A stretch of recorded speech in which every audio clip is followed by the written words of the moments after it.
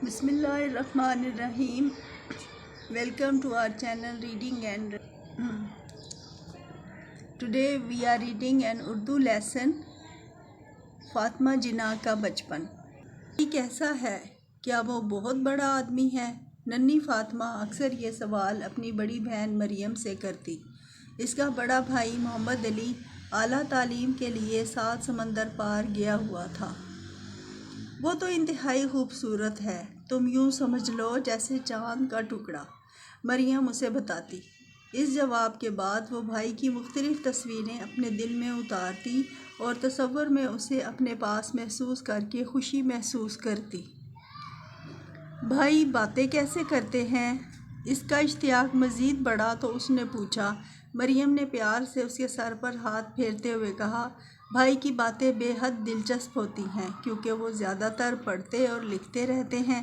باتیں بھی اتنی زیادہ اور علمی کرتے ہیں کہ سنتے سنتے نیند ہی آ جائے. انہی باتوں اور تصورات میں بھائی کی قربت محسوس کرتے ہوئے 3 سال گزر گئے اور بالآخر وہ دن بھی آ گیا جب بھائی کو تعلیم مکمل کرنے کے بعد گھر آنا تھا. یوں تو اس بات پر تمام گھر والے اور رشتہ دار خوش تھے، مگر فاطمہ کی خوشی دیکھنے کے قابل تھی. اس وقت اس کی عمر صرف 4 سال تھی. جب فاطمہ نے پہلی بار بھائی کو اپنے سامنے پایا تو وہ ایک لمحے کے لیے بالکل ساکت ہو گئی اور پھر بھائی نے فرط محبت سے بہن کو گود میں اٹھا لیا اور اس کی میٹھی میٹھی باتیں سننے لگے. اب بھائی کے آنے کے بعد وہ بے حد خوش تھی.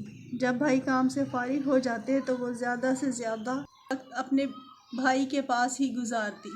بچپن میں فاطمہ کے 2 شوق تھے.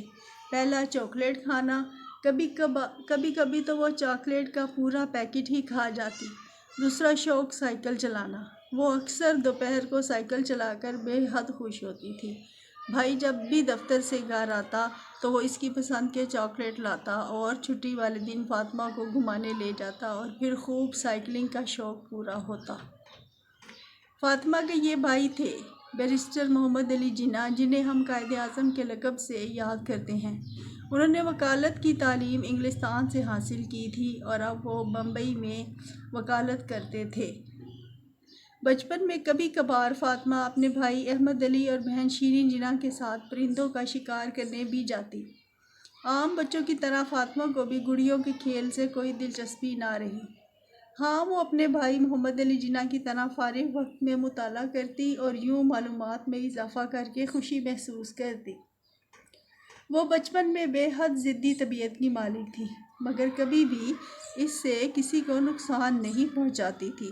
خوراک کم تھی مگر لباس کے معاملے میں نفاست پسند تو وہ شروع سے ہی تھی. قائد اعظم محمد علی جناح نے جب 1900 میں بمبئی میں مجسٹریٹ کا عہدہ سنبھالا تو ان کی کامیابی کا سفر آگے بڑھا. انہوں نے سوچا کہ کراچی سے والد اور بھائی بہنوں کو بمبئی میں ہی بلا لوں. اس طرح فاطمہ بھی تمام گھر والوں کے ساتھ بمبئی آ گئی. اس وقت اس کی عمر 7 سال تھی. اگلے سال والد کا انتقال ہو گیا. فاطمہ جب 2 سال کی تھی تو والدہ وفات پا گئیں اور اب 8 سال کی عمر میں والد بھی انتقال کر گئے تو تعلیم و تربیت کی تمام ذمہ داریاں بھائی پر آ گئی. بچپن میں ایک بار تعلیم و تربیت کی تمام ذمہ داری بھائی پر آ گئی. بچپن میں ایک بار بھائی نے فاطمہ سے کہا تھا کہ جو بھی فیصلہ کر لیا جائے اس پر سختی سے قائم رہنا چاہیے. یہ عملی زندگی کا پہلا سبق تھا جو اس نے اپنے بھائی سے حاصل کیا تھا. اب مرحلہ تعلیم حاصل کرنے کا آیا تو بھائی نے پہلے بہن کو تعلیم کی اہمیت سے آگاہ کیا کیونکہ فاطمہ بچپن میں اسکول جانے کے نام سے خوف کھاتی تھی. جب آہستہ آہستہ بھائی نے اس کے ذہن میں یہ خوف دور کیا تو پھر ایک روز اسے اپنے ساتھ بگی پر سیر کراتے ہوئے بمبئی کے مشہور باندرا اسکول لے آئے. فاطمہ نے دیکھا کہ یہ بہت سی بچیاں خوبصورت کپڑے پہنے کلاسوں میں لکھنے پڑھنے میں مصروف ہیں. اس نے یہ بھی دیکھا کہ بعد میں جب وقفہ ہوا تو تمام بچے باہر میدان میں کھیل کود میں مصروف ہو گئے. ان کے چہروں پر خوشی اور آپس کی محبت دیکھ کر فاطمہ کو بھی اسی اسکول میں آنے